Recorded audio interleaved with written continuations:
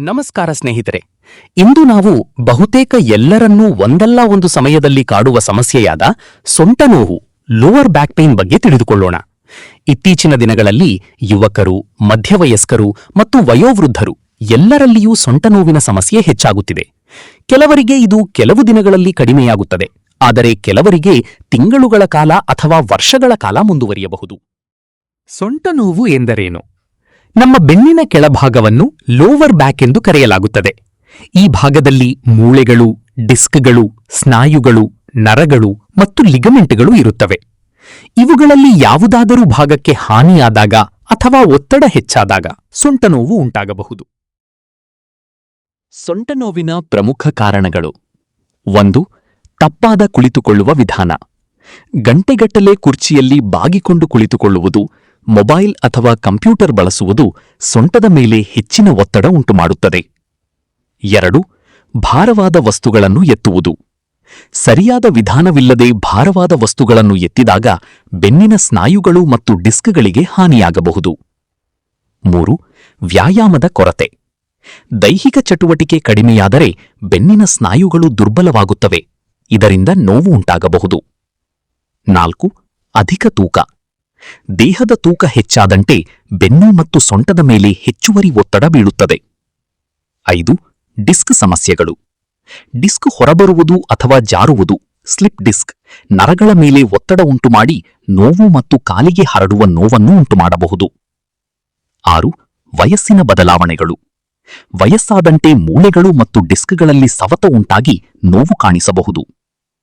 ಸೊಂಟ ನೋವಿನ ಲಕ್ಷಣಗಳು: ಸೊಂಟದಲ್ಲಿ ನಿರಂತರ ನೋವು, ಮುಂದೆ ಬಾಗಿದಾಗ ಅಥವಾ ಎದ್ದಾಗ ನೋವು, ಹೆಚ್ಚು ಹೊತ್ತು ನಿಂತರೆ ಅಥವಾ ಕುಳಿತರೆ ನೋವು ಹೆಚ್ಚಾಗುವುದು, ಕಾಲಿಗೆ ಹರಡುವ ನೋವು, ಕಾಲಿನಲ್ಲಿ ಜುಮ್ಮೆನಿಸುವಿಕೆ ಅಥವಾ ಮರಗಟ್ಟುವಿಕೆ, ನಡೆಯಲು ಕಷ್ಟವಾಗುವುದು.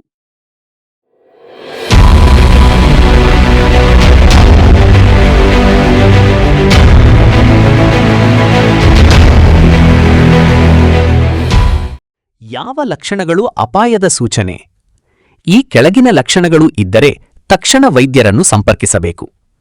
ಮೂತ್ರ ಅಥವಾ ಮಲ ನಿಯಂತ್ರಣ ಕಳೆದುಕೊಳ್ಳುವುದು, ಕಾಲುಗಳಲ್ಲಿ ತೀವ್ರ ದುರ್ಬಲತೆ, ಜ್ವರದ ಜೊತೆಗೆ ಬೆನ್ನು ನೋವು, ಅಪಘಾತದ ನಂತರ ಉಂಟಾದ ನೋವು, ರಾತ್ರಿ ವೇಳೆ ಹೆಚ್ಚಾಗುವ ತೀವ್ರ ನೋವು, ತೂಕ ಅನಿರೀಕ್ಷಿತವಾಗಿ ಕಡಿಮೆಯಾಗುವುದು. ಸೊಂಟ ನೋವನ್ನು ಕಡಿಮೆ ಮಾಡಲು ಏನು ಮಾಡಬೇಕು? ಸರಿಯಾದ ಭಂಗಿ, ಪಾಶ್ಚರ್. ಕುಳಿತುಕೊಳ್ಳುವಾಗ ಬೆನ್ನು ನೇರವಾಗಿರಲಿ, ಕುರ್ಚಿಯಲ್ಲಿ ಸಂಪೂರ್ಣವಾಗಿ ಆಸರೆಯಾಗುವಂತೆ ಕುಳಿತುಕೊಳ್ಳಿ. ನಿಯಮಿತ ವ್ಯಾಯಾಮ, ವಾಕಿಂಗ್, ಈಜು ಮತ್ತು ವೈದ್ಯರ ಸಲಹೆಯಂತೆ ಬೆನ್ನು ಬಲಪಡಿಸುವ ವ್ಯಾಯಾಮಗಳನ್ನು ಮಾಡಿ. ತೂಕ ನಿಯಂತ್ರಣ. ಆರೋಗ್ಯಕರ ಆಹಾರ ಮತ್ತು ವ್ಯಾಯಾಮದ ಮೂಲಕ ತೂಕವನ್ನು ನಿಯಂತ್ರಿಸಿ. ಭಾರ ಎತ್ತುವಾಗ ಜಾಗ್ರತೆ. ಮೊಣಕಾಲುಗಳನ್ನು ಮಡಚಿ ಬೆನ್ನು ನೇರವಾಗಿಟ್ಟುಕೊಂಡು ಭಾರ ಎತ್ತಿ. ಹೆಚ್ಚು ಸಮಯ ಒಂದೇ ಸ್ಥಾನದಲ್ಲಿ ಇರಬೇಡಿ. ಪ್ರತಿ 30-45 ನಿಮಿಷಕ್ಕೊಮ್ಮೆ ಎದ್ದು ಸ್ವಲ್ಪ ನಡೆಯಿರಿ.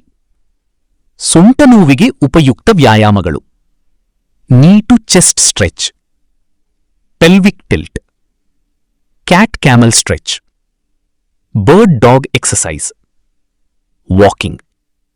ಆದರೆ ನೋವು ತೀವ್ರವಾಗಿದ್ದರೆ ವೈದ್ಯರು ಅಥವಾ ಫಿಸಿಯೋಥೆರಪಿಸ್ಟ್ ಸಲಹೆ ಪಡೆದು ಮಾತ್ರ ವ್ಯಾಯಾಮ ಮಾಡಿ. ಯಾವಾಗ ಸ್ಕ್ಯಾನ್ ಅಥವಾ ಎಂಆರ್ಐ ಬೇಕಾಗಬಹುದು? ಸಾಮಾನ್ಯ ಸೊಂಟ ನೋವಿಗೆ ಎಲ್ಲರಿಗೂ ಎಂಆರ್ಐ ಅಗತ್ಯವಿಲ್ಲ.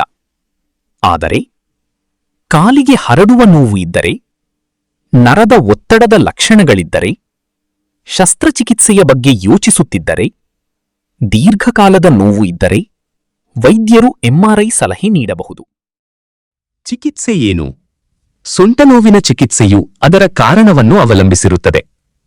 ವಿಶ್ರಾಂತಿ, ಔಷಧಿಗಳು, ಫಿಸಿಯೋಥೆರಪಿ, ಜೀವನಶೈಲಿ ಬದಲಾವಣೆ, ಕೆಲವು ಸಂದರ್ಭಗಳಲ್ಲಿ ಇಂಜೆಕ್ಷನ್ ಚಿಕಿತ್ಸೆ, ಅಪರೂಪದ ಸಂದರ್ಭಗಳಲ್ಲಿ ಶಸ್ತ್ರಚಿಕಿತ್ಸೆ. ಕೊನೆಯ ಮಾತು: ಸೊಂಟ ನೋವು ಸಾಮಾನ್ಯ ಸಮಸ್ಯೆಯಾಗಿದ್ದರೂ ಅದನ್ನು ನಿರ್ಲಕ್ಷಿಸಬಾರದು. ಸರಿಯಾದ ಭಂಗಿ, ನಿಯಮಿತ ವ್ಯಾಯಾಮ, ಆರೋಗ್ಯಕರ ತೂಕ ಮತ್ತು ಸಮಯಕ್ಕೆ ವೈದ್ಯರ ಸಲಹೆ ಪಡೆಯುವುದರಿಂದ ಹೆಚ್ಚಿನ ಸೊಂಟ ನೋವನ್ನು ತಡೆಗಟ್ಟಬಹುದು.